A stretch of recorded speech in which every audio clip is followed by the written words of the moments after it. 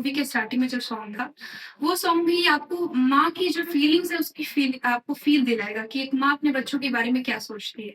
संगीत में इतने अच्छे तरीके से शब्दों को पिरोया गया है कि किस तरह से अपने बच्चों को माँ दुलार करके उठा रही है, समझा रही है, प्रेम से उनको जगा रही है। तो एक माँ का अनन्य प्रेम उसमें आ रहा है।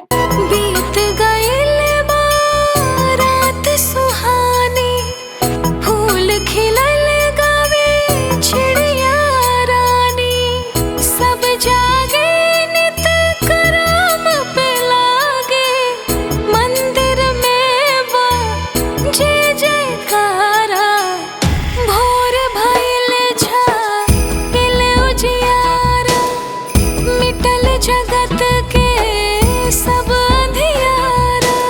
बच्चों का काम बहुत अच्छा था। बच्चों ने बहुत ही अच्छे तरीके से अपने रोल को निभाया है। जो मतलब चाहे बड़ा था, छोटा था, वो बेटी और वो छोटा बच्चा भी इतने प्यारे थे तीनों बच्चे।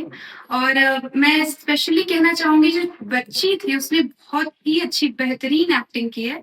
मतलब मेरा ध्यान बार-बार उसकी तरफ जा रहा था, लेकिन मैं कहूँगी कि टोटली सारे बच्चों ने बहुत अच्छे तरीके से काम किया है और अपने रोल को बेहतरीन तरह से निभाया है। खिव मेला